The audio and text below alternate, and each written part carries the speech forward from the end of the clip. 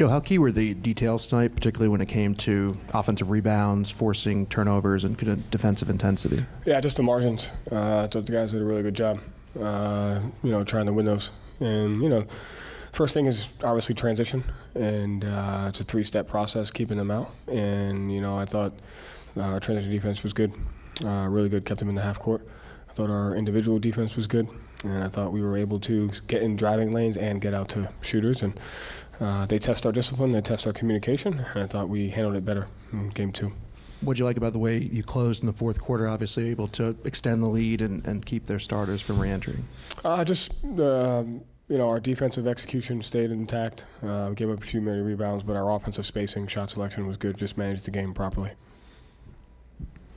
Jaylen obviously had a monster night. What did you see from him? Just making the right play.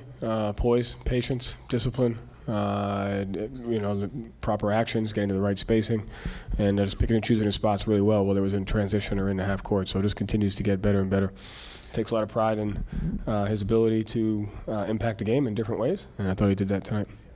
He only had 2 assists in the box score, but it seemed like he was getting off the ball early when his path was cut off. It seemed like he was really moving the ball well on top of the scoring. Yeah, again, hopefully one day they'll add a potential assist category or a hockey assist, but he made the right play. That's the most important thing.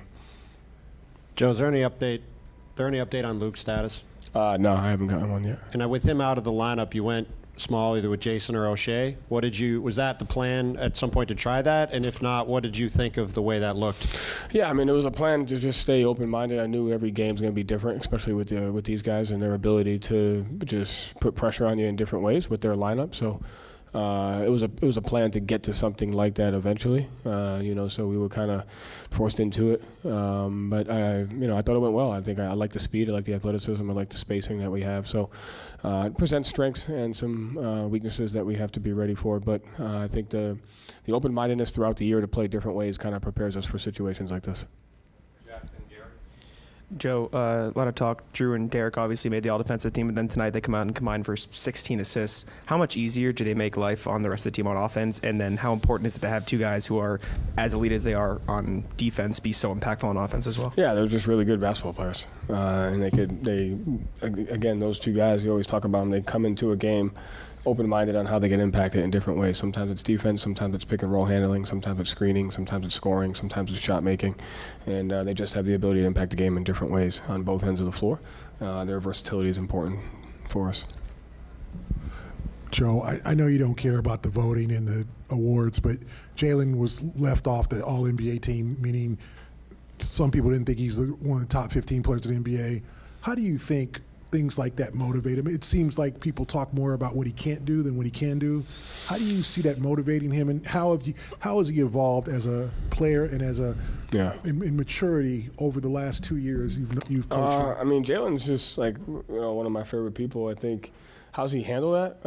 I think he cares about it in a way that motivates him, and I think he doesn't really care about it at all because he understands that it's not winning is the most important thing. And so he has an innate ability to just get better, to work hard, motivation. He has unreal confidence, but he's also not afraid to work on things that he knows he has to get better at. And so you see him every day at shoot-around or in practice. He's out there with 6-7 coaches working on every possession, every spacing imaginable so that he sees his reads. And he just cares about the right stuff. But I think stuff like that does motivate him. But I know he also really wants to win, and he has a growth mindset and wants to get better. So I really enjoy coaching him and really watching him work.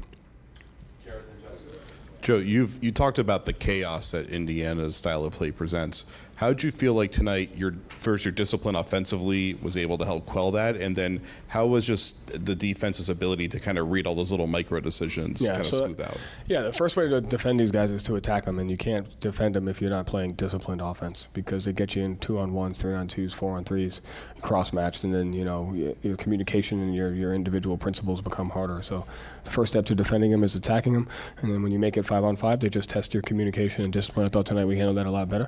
I thought tonight we handled our adjustments and our matchup execution better. And I thought when you play in the chaos, you have to embrace the chaos. And so there's going to be possessions where it is chaotic and you just have to be ready to handle it. And I thought our guys did a good job of handling it with just multiple efforts.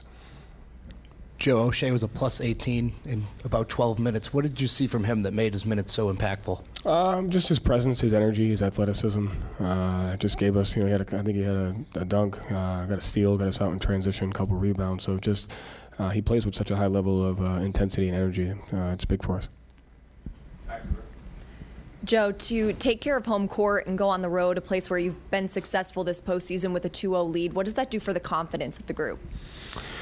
I don't know. I know only thing we should be thinking about is they were down 2-0 a series ago, and they brought to Game 7, and they do a great job protecting their home court. They're undefeated at home. And so it's going to take a lot more than confidence to get the job done, and we have to focus on the details and the execution and the mindset, the right things that go into playing against a team like this at home. And I know they're going to respond, and so it's up to us to do the same.